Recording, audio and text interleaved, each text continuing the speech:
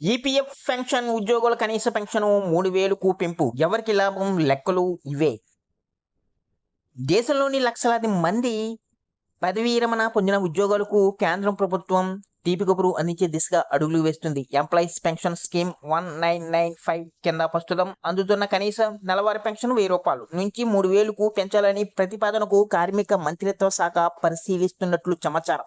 పెరుగుతున్న నిత్యావసర ధరలు, వైద్య ఖర్చులకు దృష్టిలో పెట్టుకుని ప్రస్తుతం పెన్షన్ ఏమాత్రం చేరిపోవడం లేదని కార్మిక సంఘాలు పార్లమెంటరీ కమిటీ చేసిన సిఫార్సుల మేరకు ఈ నిర్ణయం వెలువడే అవకాశం ఉందని సమాచారం. మరి ఈ 3000కు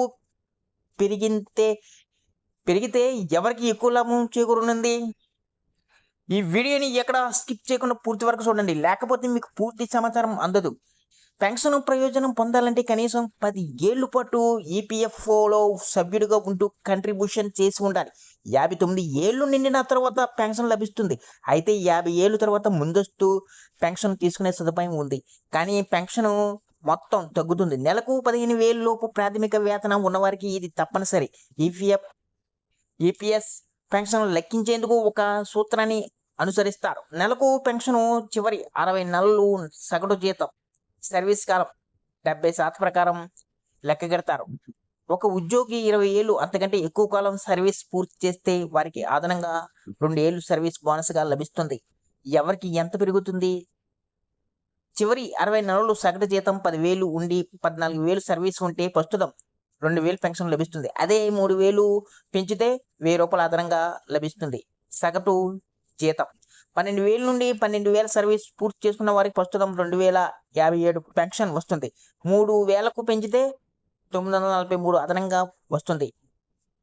15,000 సగటు వేతనం ఉండి 10 ఏళ్ళు సర్వీస్ పూర్తి చేస్తే రూ. 2,143 పెన్షన్ వస్తుంది.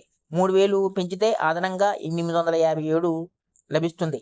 7,000 సగటు వేతనం ఉండి 10 ఏళ్ళు సర్వీస్ పూర్తి చేస్తే ప్రస్తుతం కనీసం రూ. 1,000 వస్తుంది. 3,000కు పెంచితే అదనంగా 2,000 లభిస్తాయి. ఎవరికైతే ప్రస్తుతం లెక్కల ప్రకారం రూ. 1,000 నుంచి 2,900 మధ్య పెన్షన్ వస్తుందో వారికి 3,000కు పెంచితే ప్రయోజనం చేకూరుతుంది. అయితే అధిక జీతం అందేవారు అధిక పెన్షన్ కోసం కంట్రిబ్యూట్ చేయవచ్చు.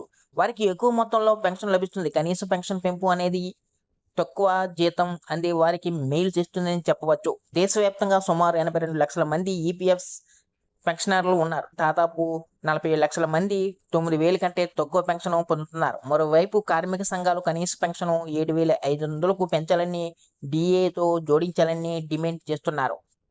ఈ వీడియో కానీ మీకు నచ్చినట్లయితే ఒక లైక్, సబ్స్క్రైబ్ చేయడం మాత్రం మర్చిపోకండి.